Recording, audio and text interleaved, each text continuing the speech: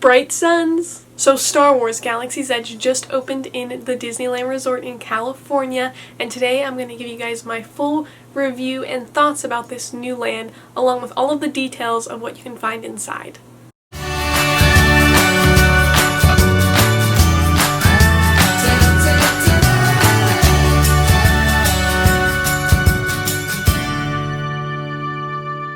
So yes, as I said, today we're going to go through the whole land. I'm going to show you guys what's all inside the land, what you need to do, and all of that. I have not been to this new land yet, and it looks incredible, and it will be opening in August at the Walt Disney World Resort in Orlando. I am so excited to visit Star Wars Galaxy's Edge one day because it looks amazing. So right now at the Disneyland Resort through June 23rd, you must have a reservation to visit Galaxy's Edge. The reservations last 4 hours, so you only have 4 hours to get in and out of the land and do everything that you need to do. After watching some videos from opening day, people were waiting 2 hours just to get into the cantina, so you really need to budget your time wisely.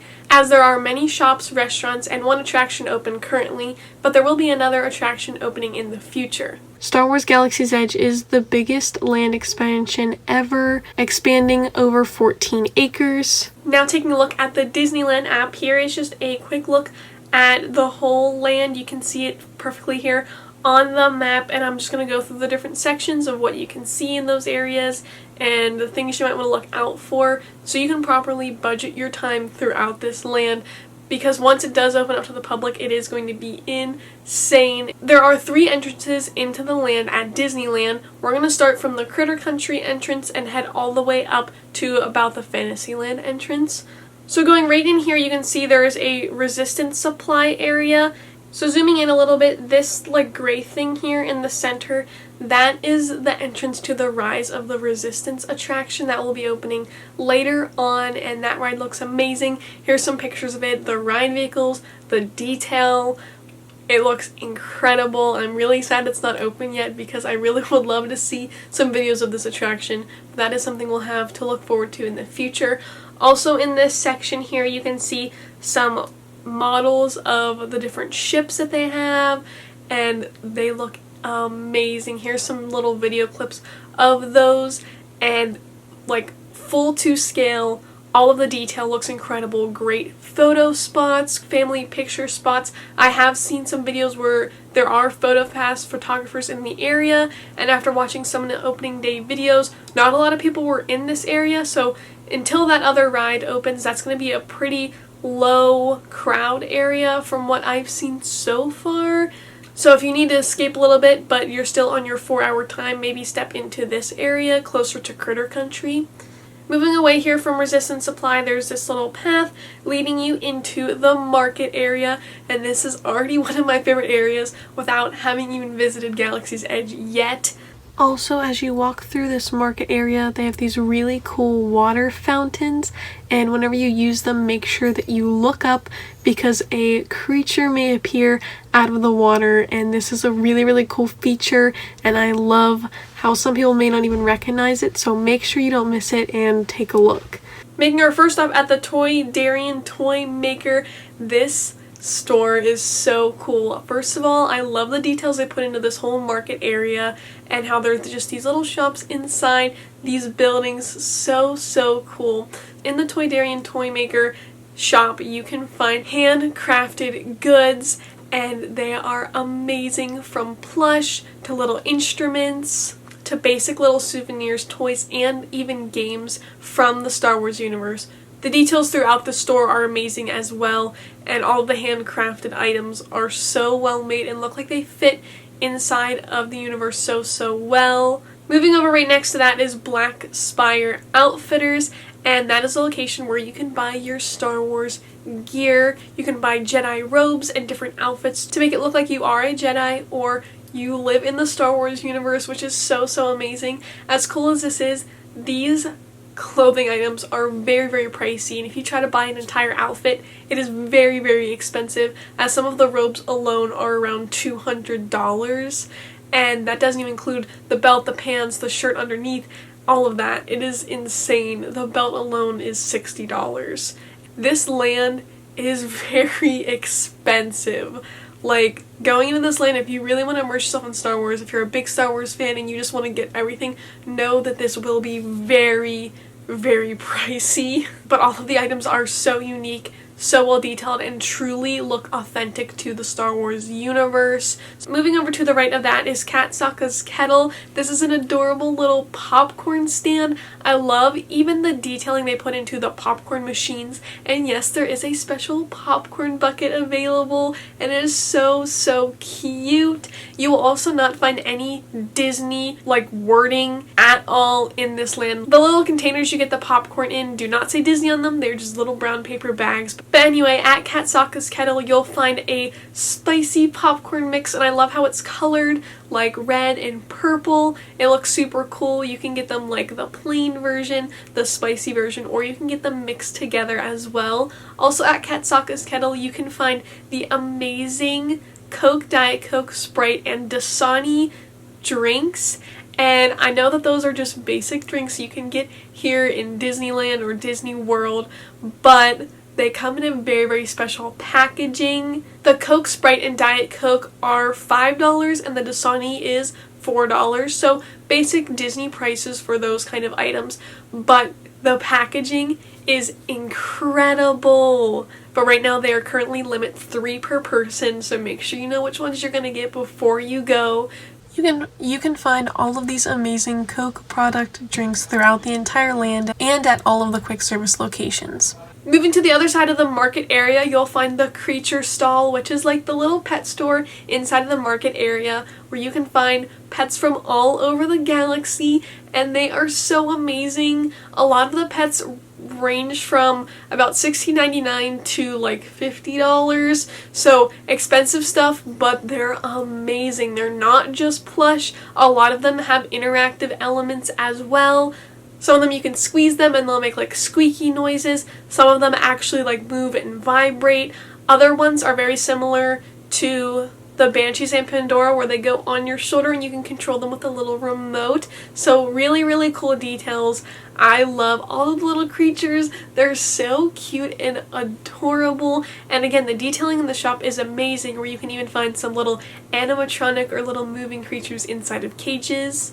Right next to the Creature Stall, you'll find the Jewels of Bith, and these are where you'll find kind of the Black Spire Outpost merchandise, and also the really cool fans that are themed to look like old parts and different things like that. And you'll also find magnets and pins in here as well.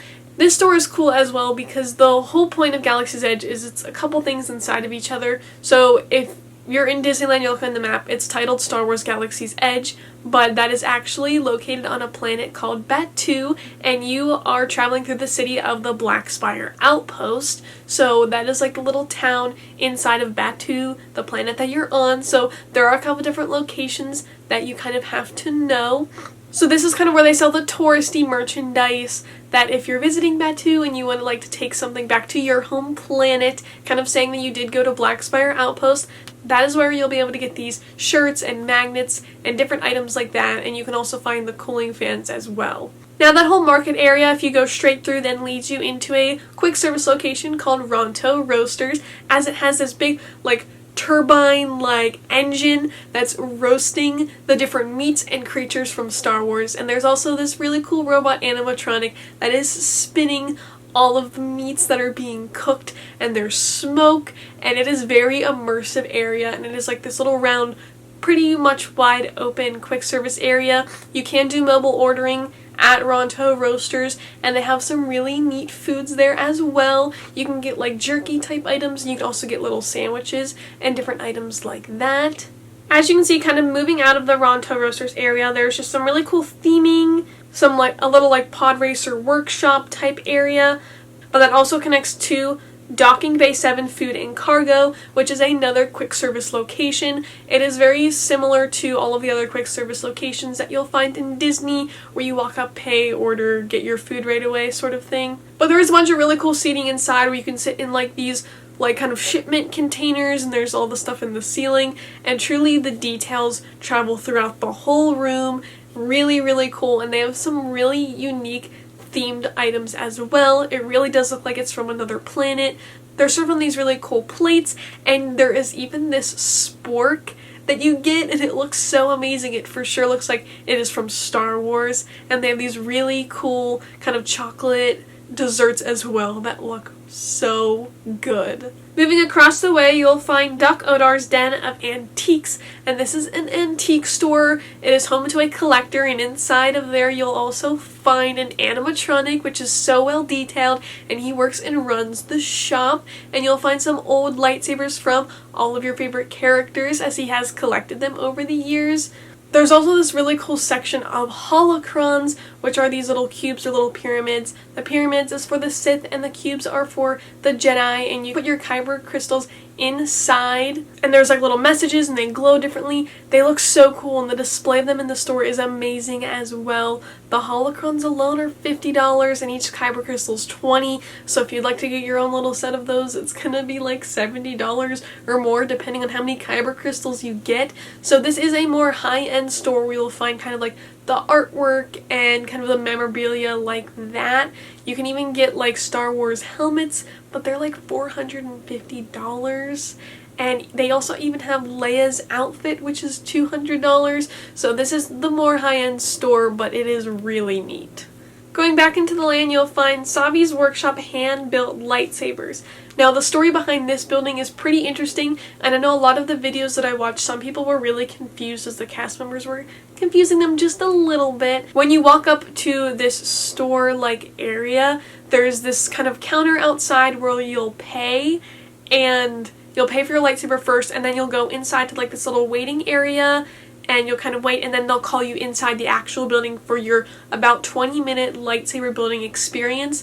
Now, if you talk to cast members and stuff, they kind of refer to it as kind of like a scrap area, just where we just assemble scraps here sort of thing. And the storyline behind that is this is just kind of like a little place that has a bunch of scraps, but actually they build lightsabers inside. So the whole point of like the whole Black Spire outpost is that the First Order just kind of came in and is taking control a little bit, like they're in the area. So they're trying to be really low-key about what's going on inside that building because they don't want the First Order to know that that is where they make lightsabers. You may hear the word scrap being thrown around, but if you do ask a cast member, is this where you build lightsabers, they'll say yes.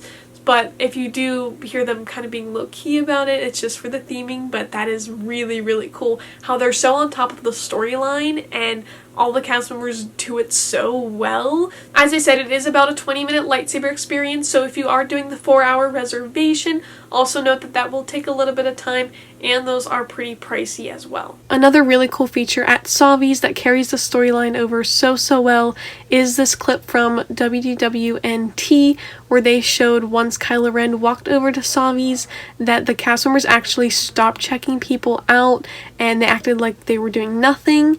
And then once Kylo Ren walked away, the cast members are in a panic to start checking people out. Heading to the right of that is the Droid Depot. This is themed so well. Each droid is about $100, and when you enter inside, they have all of the little pieces going through a conveyor belt on the ceiling, and there's also a conveyor belt inside there as well that has all the parts you get to choose from. There are so many different colors, and you get to choose all the parts yourself, so you get a little basket, go down the line, and grab all the items that you need to build your BB or R series droid that you get to choose. Then you head over to this table where they give you instructions on how to build it up and assist you if needed. And once you're done building your droid, you get to put it inside this little box and it activates it and you get to watch it activate, and that is so amazing to watch. And it is so much fun. They even have little drills that you get to like build it yourself, and these are remote control droids, and now you can also get personality chips for your droid, so you can even change it so it is a part of the First Order if you'd like. So really cool stuff, and you can also buy accessories for it like a little backpack, and it looks like a super fun place to go. The Droid Depot is also home to the most expensive item in Star Wars Galaxy's Edge, retailing for $25,000, a real-life full-scale model remote control R2-D2, and yes, it is metal, and you can find this item at the Droid Depot. As you can see on the map here, right across from the Droid Depot, is the main entrance from Big Thunder Mountain. And if we zoom back in here a little bit more, you'll see there's just some more really cool theming areas, probably some Instagram walls, some just nice areas just for theming, just feeling like you're immersed in this little village town area. And entering back through there to the other entrance, which people are calling just the Fantasyland entrance, because it basically leads you right into Fantasyland. You'll find the milk stand where you can get the blue and green milk, and these are plant-based milks. And I did hear on opening day that they ran out of green milk, but I've also seen some videos of people mixing the blue and green milk and like layering them on top of each other. I've heard mixed reviews. Some people have said they like it, some people said they don't. They are made of coconut and rice milk. But even the theming of the dispensers, how they give you the milk and everything, really, really neat. The cast members refer to dollars or money as units. So I know that the blue and green milk is $7.99. So sometimes they'll say like 7.99 units, or that's 200 units, or something like that. That just means like, oh, that's $200. So that's just part of the whole theming element as well. Going over here right across from the milk stand, you'll find First Order Cargo. And this is an area that I've seen them do little shows at already. But inside of the First Order Cargo, you'll find some First Order merchandise, like different costume pieces, or specific First Order, like little statues and things like that. So a really cool area as well if you're a part of the dark side.